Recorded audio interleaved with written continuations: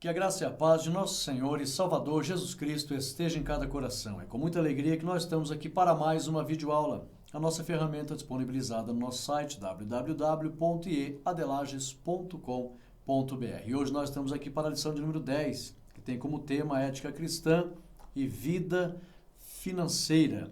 A lição, ela tem aqui os objetivos específicos que nos diz assim. Primeiro, apresentar uma teologia para a vida financeira, um assunto de suma importância. Segundo, compreender a importância de se fazer uso de meios honestos para ganhar dinheiro. Terceiro, discutir a forma correta de se empregar o dinheiro. Lembrando que o dinheiro não é do diabo e não é a raiz de todos os males. A Bíblia diz que o amor ao dinheiro é a raiz dos males e não o dinheiro. O dinheiro é de Deus. O profeta Ageu disse, minha é a prata, meu é o ouro. Todos os recursos financeiros que existem no mundo, todas as riquezas, pertencem a Deus. Tudo é de Deus. O salmista diz que tudo é de Deus. E o dinheiro é um instrumento nas mãos de Deus. Então, se o dinheiro é usado para servir a Deus, isso glorifica a Deus. Agora, o problema está quando o dinheiro ele deixa de ser servo e se torna um senhor. No mundo antigo havia um deus chamado Mamon, que a prática de se curvar aos bens materiais levou a existir essa expressão mamon. E aí então muitos caíram na tentação de se voltar ao materialismo e acabavam se tornando servos de mamon. Então o grande problema é quando o dinheiro se torna senhor, mas os filhos de Deus que conseguem receber, em primeiro lugar, eu costumo sempre, peça para Deus sabedoria administrativa, sabedoria para administrar valores. Nós somos mordomos. Se tivermos sabedoria de Deus, se tivermos amor pelo reino de Deus, se priorizarmos verdadeiramente o reino de Deus e a sua justiça em primeiro lugar, aí então Deus verá e encontrará condições de nos capacitar para que possamos administrar recursos em favor do reino de Deus. Porque o servo que é fiel, que recebe sabedoria de Deus, Deus tem prazer em conceder nas suas mãos recursos materiais, porque sabe que esta pessoa vai administrar em favor do reino. O reino será glorificado, a igreja será beneficiada, a família vai servir a Deus com sabedoria, vai poder ter mais condições de servir a Deus com mais alegria e poder investir mais no reino de Deus. Pessoas que não recebem sabedoria, não têm equilíbrio, não têm administração, não têm nenhuma noção de economia, que é muito importante, nós vamos falar aqui, economia. Essas pessoas, o próprio Deus não permite ela prosperar, porque ela vai acabar trazendo problemas para si, para a sua família, e vai acabar dando prejuízos para o reino de Deus no que diz respeito ao mau testemunho. Eu conheci um presbítero uma vez que ele dizia assim para mim, Rodrigo, Deus não quis e não deixou que eu prosperasse, porque eu não teria condições de administrar. Eu gastava tudo com coisas que não glorificavam a Deus, facilmente era tentado com os prazeres materiais, e eu entendo por que Deus não permitiu eu administrar recursos em abundância. Eu não tinha condições para administrar. O que Salomão pediu em primeiro lugar antes de receber riquezas? Salomão pediu sabedoria. Então, antes de receber bens materiais, a pessoa tem que ter sabedoria, receber o preparo de Deus para poder administrar.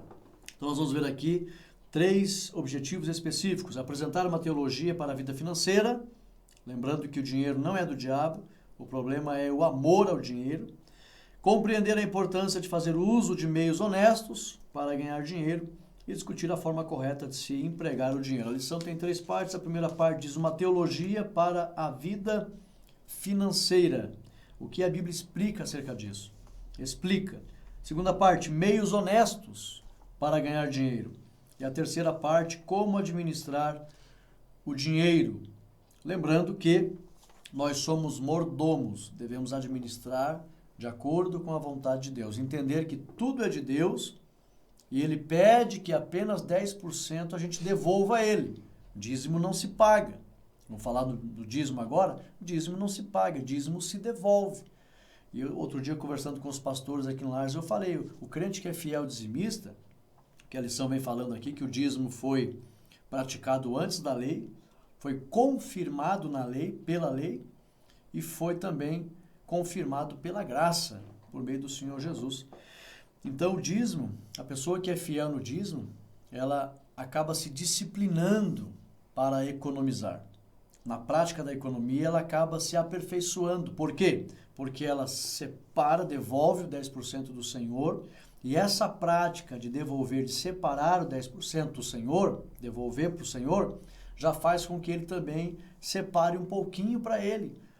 Ele reserve um pouquinho para ele. Então ele acaba se disciplinando e aprendendo a guardar, aprendendo a economizar, aprendendo a separar. E aí então ele vai conseguir prosperar. Porque as pessoas que gastam tudo de uma hora para outra nunca conseguirão prosperar. Tem que ter administração, tem que ter economia. Lembra que o Senhor Jesus, quando fez a multiplicação dos pães, ele disse aos discípulos, olha, vocês recolham todos os pedaços para que nada se perca. Isso fala de economia e também evitar os desperdícios. Quando a gente dá palestras sobre economia familiar, planejamento familiar, que envolve também as finanças, eu costumo perguntar para os irmãos, quais são as goteiras na tua casa que estão abertas e desperdiçando dinheiro? É uma linguagem figurada para que a pessoa entenda. Tem alguma goteira desperdiçando dinheiro? Geralmente goteira, né? Tem lá uma torneira lá, fica pingando, você não vê. Você está desperdiçando. E muitas das vezes a gente não percebe. Mas na maneira de gastar, isso também pode representar uma goteira que está pingando e você não vê. Tem que fechar essas goteiras, eliminar essas goteiras. E assim você começa a economizar. Sempre tem uma goteirinha que você não percebe, que se você fechar, não vai fazer falta, e você vai economizar, vai poder desfrutar muito mais para ter dignidade com a tua família. A lição tem 3 partes, eu não vou seguir passo a passo hoje a lição, eu tenho os slides aqui, que tem assuntos bem interessantes, eu vou seguir os slides aqui, que todo o conteúdo da lição está enquadrado nesses slides aqui. Apenas quero fazer menção aqui, a primeira parte, vida financeira equilibrada, porque dentro da teologia, a Bíblia aconselha a termos uma vida financeira equilibrada. Por quê? Primeiro objetivo, para que possamos ter, Deus deseja que a gente tenha uma vida digna. Digna. O que significa ter uma vida digna? Significa ter suprido as nossas necessidades. A fim de quê? A fim de que nós não venhamos a mendigar o pão. Deus não quer que ninguém mendigue o pão. Outro dia teve um casal aqui na igreja, estavam ali pedindo, muita dificuldade, muita necessidade. Eu disse, olha, quanto tempo faz vocês estão assim? Ah, faz tempo, pastor. Eu disse, olha, é normal as pessoas passarem por dificuldades e não é feio pedir. Melhor do que roubar. Então não é feio pedir, é normal passar por dificuldade. Agora, não é normal, e eles disseram para mim que conhecia a palavra, não é normal ficar a vida inteira pedindo. O salmista disse, fui moço, hoje sou velho, porém nunca vi o justo desamparado, nem a sua descendência mendigar o pão. O justo não pode ficar mendigando o pão. Pode passar por necessidade, volta e meia, até pedir alguma coisa emprestada, pedir ajuda, isso pode acontecer. Agora, ficar o resto da vida mendigando, pedindo, Deus não quer isso. Então, vida equilibrada para ter vida digna. Finanças equilibrada para ter uma vida digna, de maneira que não te falte o necessário, a fim de que você não precise mendigar. Então, a teologia ensina a ter equilíbrio, tá? Com o dinheiro. Em que sentido? Não gastar com aquilo que não é pão. O texto fala sobre isso, a lição vem falando sobre isso. Como assim aquilo que não é pão? Aquilo que não tem proveito para o teu sustento e para a tua estabilidade. O problema é esse. Os cristãos, muitos hoje, não pensam em estabilidade. Não pensam em se preparar para ter. O próprio sábio Salomão, ele fala sobre isso. As pessoas precisam, olha, Salomão diz assim, você trabalhe, adquira, mas não deixe a tua mão ociosa. Não deixe ela parada sem fazer nada. Porque você não sabe o resultado de amanhã, se vai nascer, se a semente vai brotar. O sábio diz assim, então esteja sempre precavido, sempre guardando. Pode acontecer um imprevisto no futuro. Isso fala de estabilidade. Isso fala de preparo. Isso fala de orçamento. Para que você possa estar, então, equilibrado, vivendo com dignidade. As pessoas não pensam em estabilidade. Então, nós temos que se preocupar. A teologia ensina a vida equilibrada. Também aqui o perigo do amor ao dinheiro. Esse que é o problema. O dinheiro não é o problema, mas o amor ao dinheiro é que é um perigo muito grande. Eu coloquei aqui: o dinheiro deve servir os servos de Deus e não se tornar senhor dos servos de Deus. E há décadas atrás se pregava errado no meio evangélico. As pessoas diziam: o dinheiro é um problema, o dinheiro é pecado, porque o amor ao dinheiro é a raiz de todos os males, o dinheiro é a raiz de todos os males, e interpretava errado. A Bíblia não diz que o dinheiro é a raiz de todos os males, a Bíblia diz que o amor ao dinheiro é a raiz dos males, não o dinheiro. O dinheiro é um instrumento nas mãos de Deus. O dinheiro é um instrumento nas mãos dos filhos de Deus. E deve-se pedir sabedoria para administrar com equilíbrio, a fim de... O que significa administrar com equilíbrio? O equilíbrio fala de que as coisas devem estar no mesmo nível. Ou seja, você deve equilibrar a vontade de Deus, em primeiro lugar. Você deve administrar em favor do reino de Deus. Deve fazer o dinheiro glorificar a Deus. Investir na casa de Deus, na obra de Deus. Ser fiel com as ofertas, com os dízimos. Equilíbrio. Em primeiro lugar, a Deus. Mas também equilibrar a tua família. Você precisa de dignidade com a tua família. Você precisa também de dignidade, precisa de sustento, ter as tuas necessidades atendidas, tá? Então, a obra de Deus, as tuas necessidades, os teus compromissos sociais. Tudo tem que ter... os compromissos sociais, as dívidas no comércio. Isso diz respeito ao bom testemunho que temos que ter, os prazos, os nossos negócios, como diz a Bíblia, ser fiéis nos contratos, vários tipos de negócios nós fazemos. Tudo tem que ter equilíbrio. Agradar a Deus, ter dignidade com a família, bom testemunho na sociedade. Então, nós temos uma alta responsabilidade com a administração do dinheiro. Não devemos ser irresponsáveis com os valores que Deus permite que venha para as nossas mãos. Nós temos que... A teologia ensina a termos equilíbrio, como diz a palavra do Senhor Jesus. A Bíblia fala aqui em Provérbios 30, versículo 1, Provérbios 30, versículo 7, Provérbios 30, versículo 8 e Provérbios 30, Mateus 6, aliás, versículo 11. Então, tudo fala do equilíbrio financeiro, ok? Responsabilidade para com Deus, responsabilidade para com a minha família, responsabilidade para com a sociedade. Então, não devemos ser irresponsáveis com o dinheiro. Há um propósito que glorifica a Deus, a administração financeira. A segunda parte, meios honestos para ganhar dinheiro, trabalho e emprego. Outro dia eu falei para um rapaz que vem aqui na igreja pedir ajuda, eu disse assim: olha, não é feio, repeti as mesmas palavras para outra pessoa, não é feio passar por necessidade, pedir ajuda. Mas você tem algum problema de saúde? Um rapaz novo. Ele disse: não tenho doença, não tenho nada. Eu só tenho vício, eu fumo crack. Então, pois é.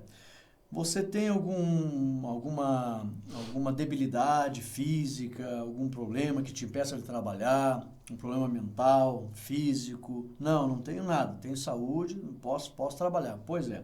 Você sabia que teologicamente, biblicamente falando, os apóstolos não ajudavam, falei para ele, me perdoe a expressão, não ajudavam pessoas ociosas que não queriam trabalhar? Eu usei uma expressão bem popular, eles não ajudavam preguiçosos e vagabundos? A igreja não ajudava. Na época dos apóstolos, os apóstolos mesmos ordenaram: quer comer? Trabalhe. Os apóstolos ajudavam viúvas e enfermos. Agora, pessoas que tinham saúde, eles não davam, não ficavam bajulando essas pessoas ou sendo malháveis com essas pessoas. Não, os apóstolos eram rígidos. Está escrito na Bíblia: quer comer? Trabalhe. A Bíblia nunca apoiou preguiçosos. E as pessoas, muitos hoje querem prosperar, mas não trabalham, são ociosos, são preguiçosos.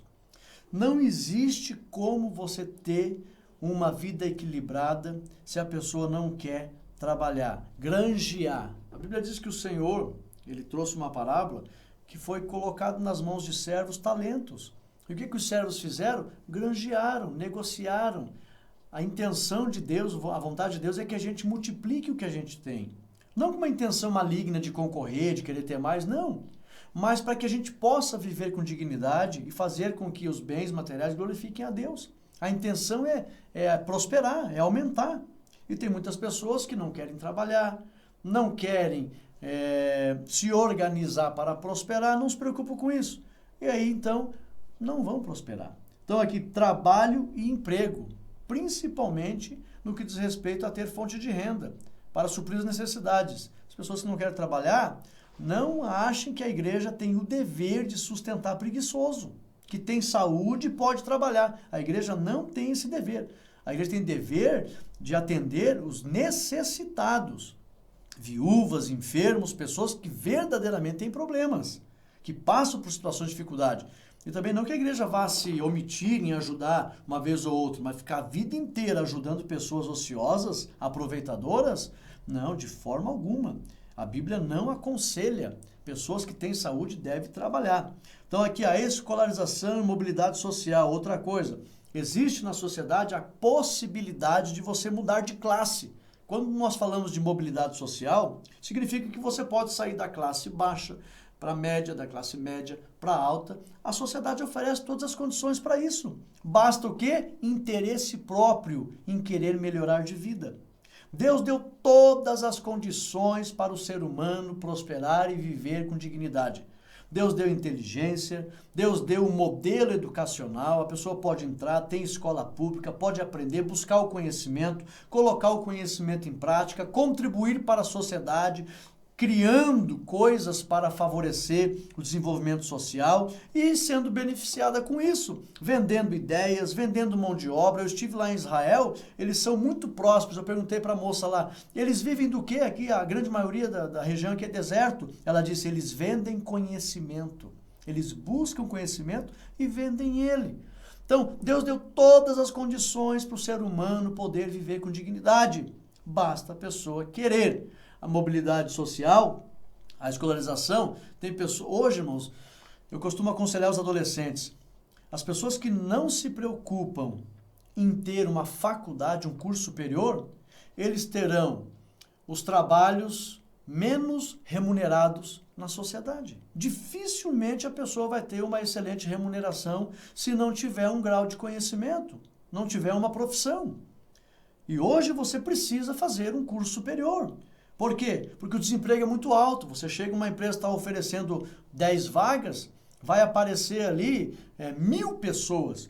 Então, para o processo de seleção, o que eles fazem? Já pede um segundo grau completo.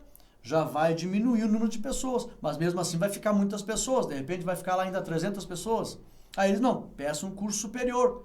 Aí pede o curso superior, já cai lá para 100 pessoas. E aí peço uma pós-graduação. Isso tudo é para o processo seletivo. Então tem que ter. O mercado de trabalho é muito exigente. Tem que ter escolaridade e precisa ter esse desejo de mudar de classe. A mobilidade social. A sociedade permite isso. Só basta a pessoa querer. E a terceira parte, como administrar o dinheiro. Fidelidade na casa do Senhor. Nós temos que ter fidelidade para com Deus, para aquilo que é do Senhor. E também estabelecendo prioridades na minha vida. Eu tenho que ter uma boa ética financeira na minha administração familiar. Porque se eu não tiver equilíbrio com os meus gastos, eu nunca vou conseguir prosperar e nem adquirir nada. E eu estava usando um exemplo, outro dia o pastor usou um exemplo assim. Tem pessoas que na época de Páscoa, ele faz grandes dívidas com chocolate. Ele compra um ovo caríssimo e parcela em 12 vezes aquele ovo, caríssimo, o orçamento dele. E aí come o ovo em 12 minutos. E depois fica pagando o ano inteiro um ovo de chocolate. Isso é falta de sabedoria e prudência. Tem que estabelecer prioridades. Um ovo de Páscoa não pode ser prioridade. E tem pessoas que passam necessidade porque não tem equilíbrio, não estabelece prioridade. Tá? E tantos outros exemplos. Nós não vamos aqui exaurir todas as situações porque é um universo de situações em relação à vida financeira. Mais alguns exemplos. Ponto 3, evitando as dívidas. Aqui, evitar dívidas, claro que hoje praticamente todas as pessoas têm um compromisso a longo prazo, tá? Mas tem que ser dentro do orçamento. Também tem que estar sempre atento às datas de vencimento dos compromissos. Então, se a pessoa tiver condições de comprar tudo à vista, é melhor. Vai comprar mais barato, escapa do juro. ela tem realmente mais condições de ficar aí com muito mais tranquilidade na área financeira. Mas, contudo, se não puder e tiver que fazer um compromisso a longo prazo, ou a curto prazo, ou a médio prazo, então faça dentro do orçamento familiar, para que a pessoa não fique à mercê dos credores, não dê mau testemunho e não traga para dentro da sua família muitas tribulações e preocupações, e isso pode comprometer até a fé. Muitos estão desviados por causa de um descontrole na vida financeira. Ok? Agora prestar atenção. O dinheiro tem exercido grande influência sobre as pessoas desde a antiguidade. É motivo de preocupações, discórdias e até mortes. Por outro lado, o dinheiro resolve muitos problemas também. Tá? Com ele a gente pode glorificar a Deus e servir a Deus com alegria. Então, quando a gente usa ele como instrumento nas mãos de Deus, para servir a Deus e servir o próximo e a família, aí então ele traz uma certa comodidade, um certo meio de felicidade e tranquilidade, tá? Porque ele proporciona esses momentos de alegria. Ninguém queira dizer que não, dinheiro não proporciona momentos de alegria. Não, proporciona. Então nós temos que ter sabedoria, ok? Vamos lá. Para o cristão, a relação com o dinheiro é desafiadora, tá? Deve ser fruto do trabalho honesto, em primeiro lugar. Dinheiro deve ser fruto de trabalho honesto. O gasto de forma deve ser criteriosa, o gasto do dinheiro deve ser de forma criteriosa. A falta de dinheiro compromete o testemunho do cristão. Porque se o cristão recebe o seu salário, ele tem que fazer um planejamento para que ele não gaste todo o seu dinheiro. Porque se ele chegar no meio do mês e não tiver mais dinheiro, ele já vai ficar nervoso, preocupado. Não vê a hora de acabar o mês para começar o outro mês e pegar dinheiro também. É tudo falta de equilíbrio. Uma vez uma pessoa disse assim para mim, eu não consigo, eu tenho muitas dívidas, eu não consigo sair das dívidas. Eu falei para ele, o teu problema não é as dívidas, é que você não para de fazer dívida. O problema não é a dívida, é o teu equilíbrio, é a tua postura.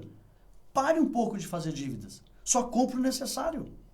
E o que seria o necessário? O básico para você viver. Quando a pessoa tem um descontrole muito grande, ela tem que priorizar apenas o básico. O que seria o básico? A alimentação, o vestuário.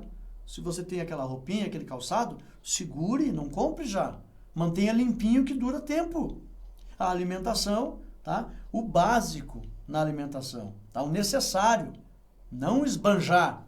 O necessário para um café da manhã, para um almoço, um café da tarde, uma janta, o necessário. Aí a água, a luz, o gás, tá? De repente um telefone, que hoje o telefone é muito útil. O necessário, não esbanje. Tá? Se eu não conseguir pagar mais a internet, fique sem internet. Todo mundo vive sem internet. A internet não é recente. Milhões de pessoas não tinham internet. Se não puder ter o celular, se não puder ter o celular, não tenha.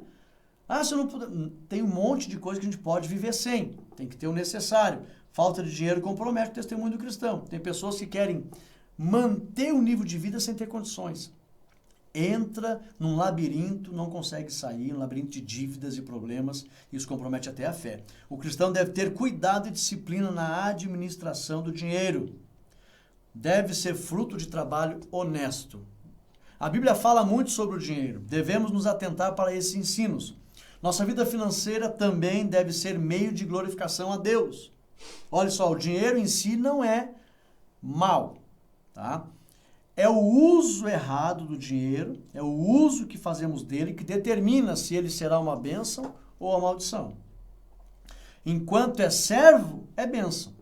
Se passar a ser senhor, então se torna uma maldição. O dinheiro ganho pelo cristão deve ser de fruto e trabalho honesto. Primeiro, ganhar dinheiro é uma necessidade. É uma necessidade. Hoje o mundo, o modelo social, ele depende muito da moeda. Depende muito. As pessoas, tudo que fazem é por meio da moeda. As negociações. Então, a pessoa é uma necessidade. Então, isso Deus, ele aprova esse modelo social. Ele aprova o modelo social de existir dinheiro. Deus não aprova a maneira injusta de trabalhar com o dinheiro.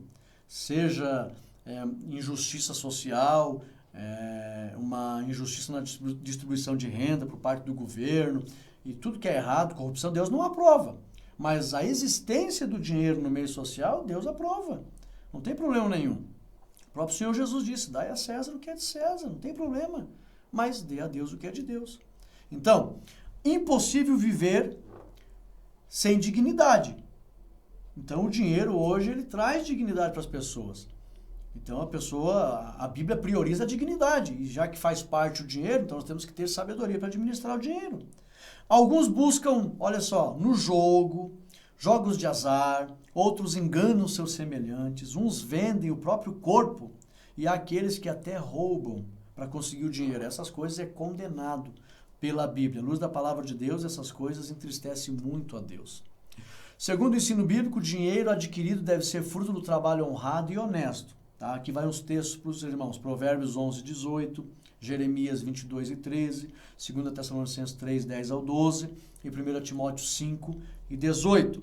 Paulo exorta os efésios, aquele que furtava, não furte mais, mas antes trabalhe, fazendo com as próprias mãos o que é bom, para que tenha com que acudir ao necessitado. Uma coisa que nós cristãos, servos de Deus, temos que atentar é que o dinheiro que Deus permite vir para as nossas mãos não é para usufruirmos sozinhos. Apenas eu e minha família. Não.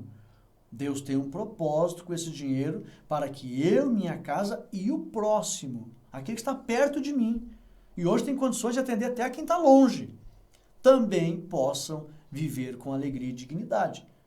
Nunca na Bíblia Sagrada Deus aprovou o egoísmo. Nunca. Oh, minha alma, agora come, bebe, farta, tem em meu celeiro abundância para longos dias. Deus disse, louco! Te pedi a tua alma hoje, o que você tem vai ficar para quem?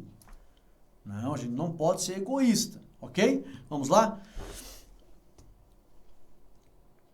Consciente dessas orientações bíblicas, o crente precisa tomar cuidado com as oportunidades oferecidas por este mundo corrompido.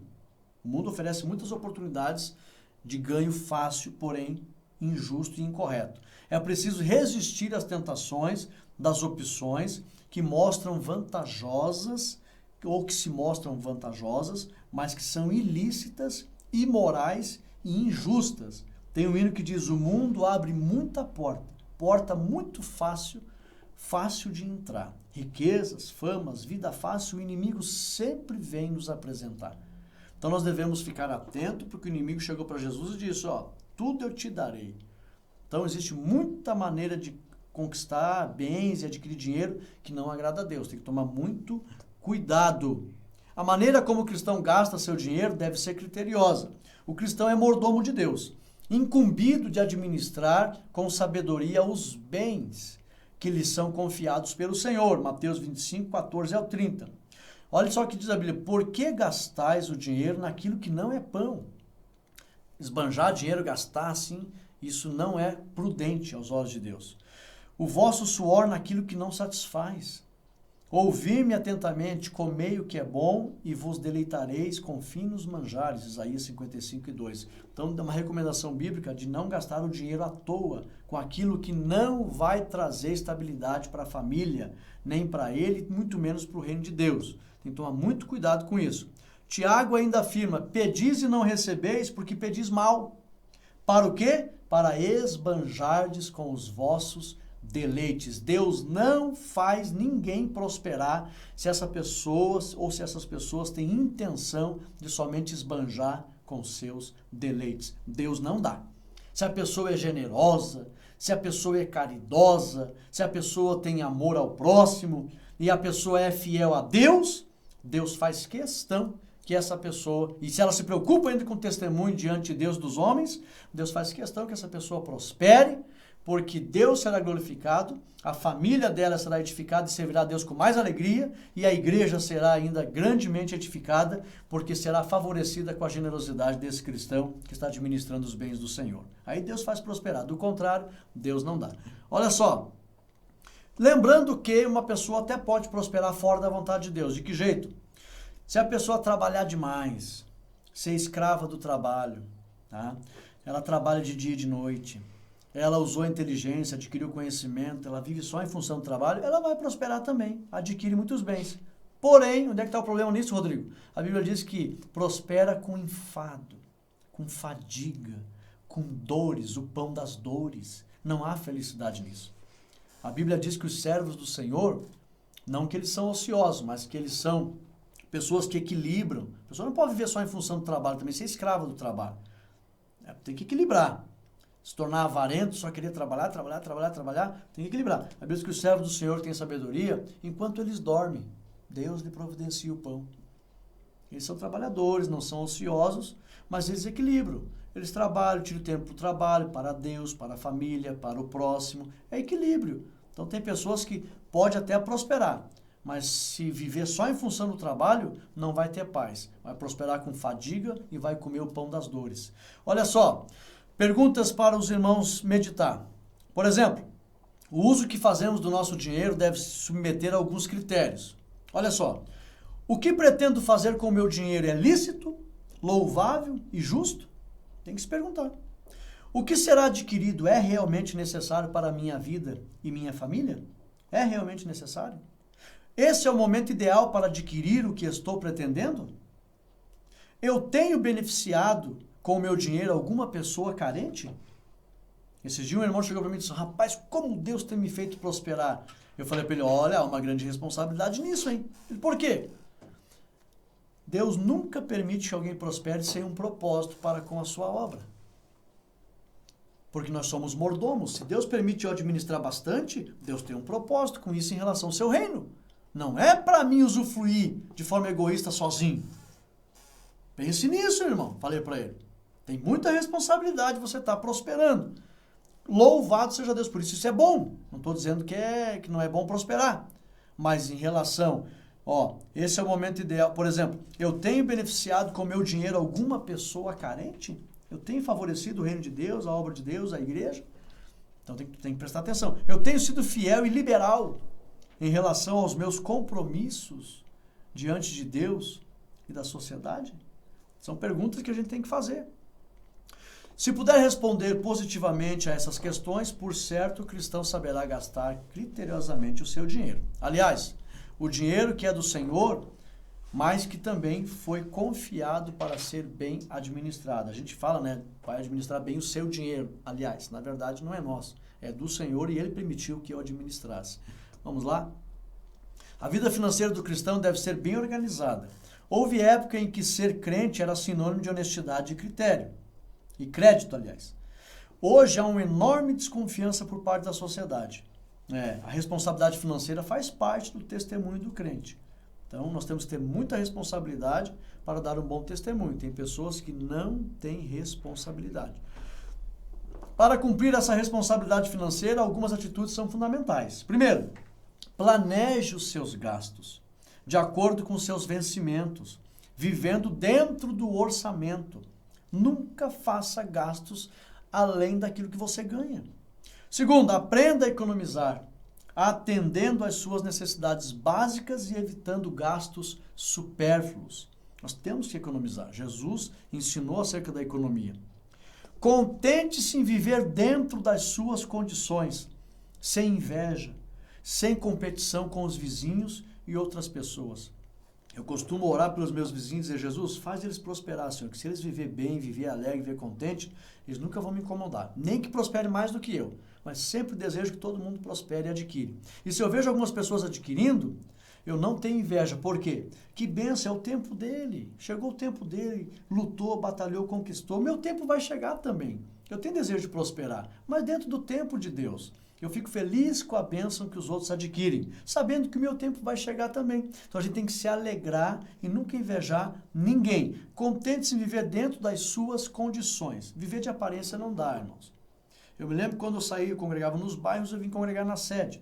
E eu tinha na época um carro de menos valor. E alguém perguntou assim, você vai congregar na sede com um carro desse? Mas qual é o problema? As pessoas vão ter que me aceitar por aquilo que eu sou e não por aquilo que eu tenho.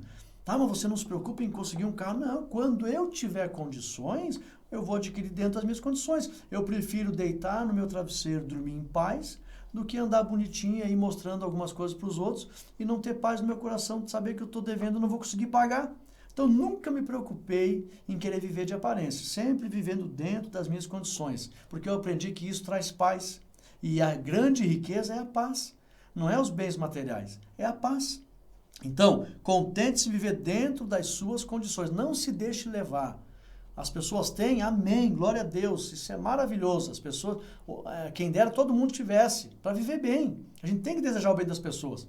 Mas se a gente não tem, não se atribule, não fique nervoso, preocupado e querer viver dentro de uma realidade que você não tem. Resista à propaganda, isso aqui é muito sério, irmãos. Resista às propagandas dos vendedores, tá? Que influenciam as pessoas, propagandas com as compras. E essas propagandas são muito atraentes. Eu fiz um curso de neurociência uma vez, tem especialistas que trabalham exatamente aquilo que as pessoas querem ver, aquilo que aguça o desejo de consumir. E o consumismo hoje é um problema social. Então resista às propagandas, viu? Faça perguntas como essas. Eu necessito disso? O uso que vou fazer disso justifica a compra? Esse preço é o mais baixo? Outro dia o meu filho queria um óculos de realidade virtual, meu filho de 12 anos. E pai, eu preciso de um óculos. Não, você não precisa, você quer. É diferente. Já comecei assim. Ele tem 11 anos, eu disse, vou te explicar a diferença de precisar e querer. Você quer, é diferente, meu filho. Mas quanto custa? Ah, na internet tá ali 30, 40 reais e tal, tal. Eu fui ver na internet, ó, com o frete e tal, vai quase 100 reais, meu filho. De onde é que você tem? Vai tirar dinheiro da onde? A tua amizade eu já te dei, você já gastou. Não tem dinheiro, então vai ter que esperar, vamos esperar. Não, mas eu quero, pai, eu quero. Digo, não, filho, não, meu pai agora não pode. Daqui a pouco ele saiu e voltou lá com 30 reais. Onde é que você tirou esse dinheiro? Ah, eu tinha umas cartinhas ali que a gente bate taso e tal, e eu vendia aquelas cartinhas para meus amigos, fiz 30 reais. Poxa, vendeu as cartinhas, eu olhei mesmo, ele tinha um monte de cartinha e tal, diminuiu um montinho. Digo, olha, meu filho, eu não te aconselho a estar vendendo tudo que você tem. Mas essas cartinhas aí até não era muito importante você ter elas. Mas quando você for vender qualquer coisa para frente, me comunique. Não quero que você fique, não aprenda, não pegue esse mau hábito de vender tudo. Também não é assim. Dessa vez, tudo bem, ok. 30 reais, conseguiu 30 reais. Então vamos no centro, ver se achamos alguma coisa aí. Fui numa loja, 100 reais. Achamos um óculos lá de realidade virtual. Pai, compre, não tem mais barato, não tem mais. Não, vamos procurar, meu filho. Vamos procurar. Ele já começou a chorar. Ah, pai, não tem. Você está ansioso, meu filho. Não faça assim, vamos procurar. Fui na outra loja, 80 reais. Fui na outra loja, 75 reais. E ele disse, não tem, pai, não tem, vamos levar. Eu digo, não, filho, vamos procurar. Pois eu achei por 45 reais. Se eu vou na precipitação e na ansiedade dele, eu tinha pagado o dobro. Então, irmãos, sempre pergunte, esse preço é o mais baixo? Eu trabalhei com vendas 20 anos. Fui vendedor de lojas grandes aqui do nosso estado, da Berlândia. Sempre tem um preço mais barato. Sempre você vai encontrar. Se você fizer pesquisa de preço, sempre você vai encontrar um preço mais barato. Então, faça sempre essa pergunta. Isso faz o que promete? Muitas pessoas não perguntam isso aqui. Por quê? Porque se você não fizer essa pergunta, aquilo que você comprou não vai prometer a durabilidade que você achava que teria. Tem pessoas que compram certas coisas achando que vai durar 2, 3 anos e dura 5 meses. Então, se informe acerca da qualidade do produto. E existe uma série de situações que nós temos que aprender sobre vida financeira. Então, vamos lá. Fuja de dívidas fora do teu orçamento. Procure se organizar para ter reserva, para ter um caixa de socorro na tua família. Sempre guarde dinheiro. Por quê? Porque os imprevistos sempre vêm. Fazendo isso, você estará garantindo a paz da tua família. Cuidado com empréstimos, principalmente para adquirir coisas supérfluas. Use suas aptidões pessoais para reduzir certas despesas domésticas. Tenha uma consciência tranquila em todos os seus negócios. Não faça mau negócio, principalmente com mentira. Glorifique a Deus na sua vida financeira. Agora aqui, para pensar, e nós vamos estar encerrando. Com dinheiro pode-se comprar uma casa, mas não um lar. Com dinheiro pode-se comprar uma cama, mas não um sono. Com dinheiro pode-se comprar um relógio, mas não o tempo. Com dinheiro pode-se comprar um livro, mas não o conhecimento. Com dinheiro pode-se comprar comida, mas não o apetite. Depende muito do estado de espírito, emocional, os nervos. Tem que ter paz. Com dinheiro pode-se comprar posição, mas não respeito. Com dinheiro pode-se comprar sangue, mas não vida. Com dinheiro pode-se comprar remédios, mas não saúde. Com dinheiro pode-se comprar sexo, mas não amor. Com dinheiro pode-se comprar pessoas, mas não amigo. Lembrando que dinheiro é o último nível de riqueza na Bíblia. Primeiro nível de riqueza na Bíblia, nós chamamos de zerut, honra, diante de Deus dos homens. Segundo nível de riqueza, chamamos de lishna, aliás, secular, que são tesouros no céu. Obras para com Deus, para com os homens, para com o próximo, que faz a gente acumular tesouros no céu. Terceiro nível de riqueza, lishna, que é a riqueza inegociável. Quanto custa o teu filho? Não tem preço. Família. E último nível de riqueza na Bíblia, gel, dinheiro.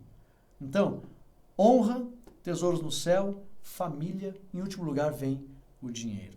E se Deus permitir administrar dinheiro, busquemos de Deus sabedoria para glorificar a Deus, fazendo com que o dinheiro seja um instrumento de glorificação a Deus e também de benefício ao próximo. E a nossa conclusão nos diz assim: o cristão deve trabalhar honesta e diligentemente para suprir o sustento de sua família. Ele deve administrar bem seus recursos, a fim de não pecar contra Deus e não expor a sua família ao vexame moral e às privações. Foi a oração de Agur, né? Ó Senhor, não me dê muita riqueza para que eu não venha blasfemar, ser orgulhoso e rejeitar o Senhor, mas também não me dê pobreza e miséria para que eu venha blasfemar o teu nome. Equilíbrio. Equilíbrio. Deve ser a nossa oração. Se o Senhor achar que eu devo ter sabedoria para administrar e quiser me usar nessa área, então me dê sabedoria e permita administrar recursos. Devemos, em primeiro lugar, confiar que Deus suprirá todas as nossas necessidades, conforme Filipenses 4:7. Em segundo, fazer todo o possível ao nosso alcance para bem administrar os recursos que Deus nos deu. Aleluia! Chegamos ao final de mais uma lição de número 10. Isso vai ser ótimo, irmãos. Claro que cada família tem a sua maneira de administrar os seus recursos. Tá? Então, a nossa intenção aqui não é passar o meu modelo de administração como regra para todas as famílias, e também o irmão como professor no domingo. Não, a gente vai aqui dar dicas. A gente vai trazer o ensinamento bíblico. A Bíblia pede equilíbrio, a Bíblia pede que a gente glorifique a Deus, use o dinheiro como um servo e não fazer com que o dinheiro se transforme num senhor. A Bíblia adverte em relação a amar o dinheiro, ao materialismo, ao consumismo. Equilíbrio. E buscar de Deus sabedoria para administrar os recursos, evitando desperdícios, fazendo economia.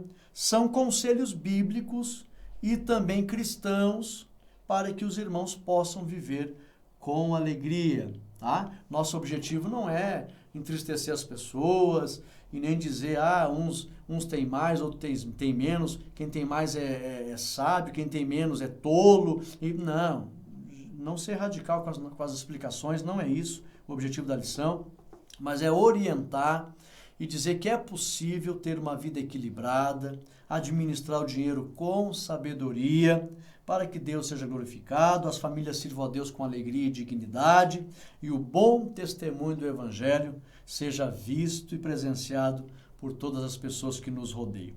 Eu convido você, domingo, a estar na igreja para a lição de número 10.